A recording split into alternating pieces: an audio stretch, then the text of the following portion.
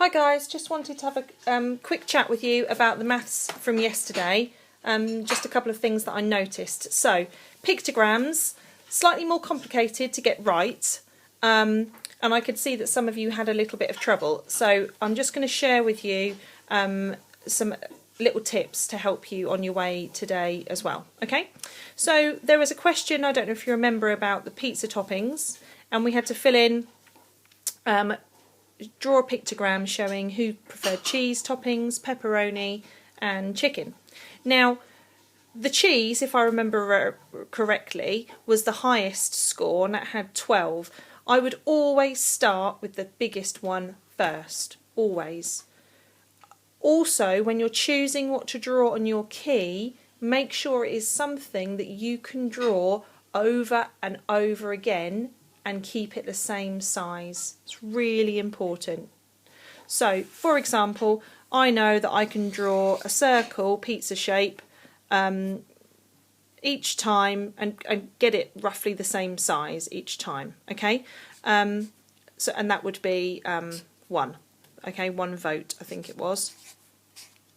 What you can do if you're really struggling, if you have any stickers at home, you could put a sticker down or a star and actually stick them down onto your work. That would help.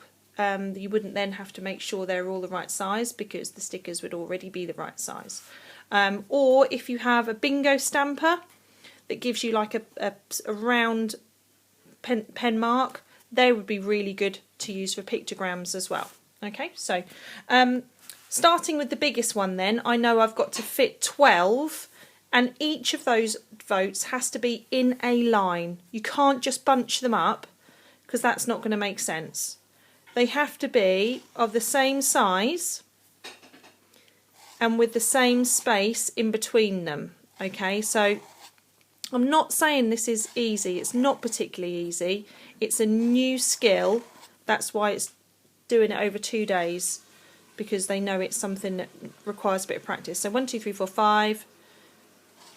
6, 7, 8, 9, 10, 11, 12. So each of those votes is about the same size and they are all in a single line, one column. That's really important. Now, for example, if there were 5 people that wanted pepperoni, they should match across. So can you see how my 2s are both level? This has 2, this has 2. I'm trying to keep them so they're in line with the one I started. So when I get to 5, I can see that it matches the 5 I've already got. So I can clearly see from there that many more people preferred cheese to pepperoni. Now, if I had perhaps 8 for chicken, again, my first 5 have to be in line. So can you see how those 5 are all in line? Now I'm going to do 3 more.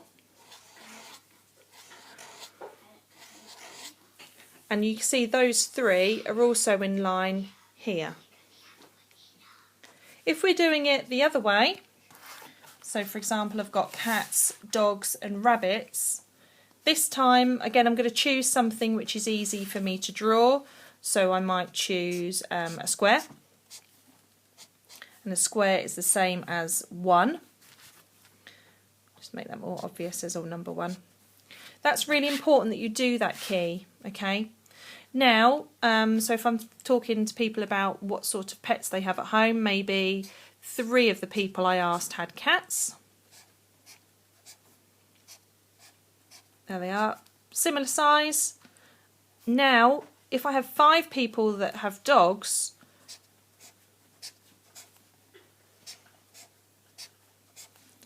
can you see how those first 3 are lining up? And now I put my 2 extra on. And perhaps if only 2 people had rabbits, then again, those line up. Can you see how the 2s are all in a line?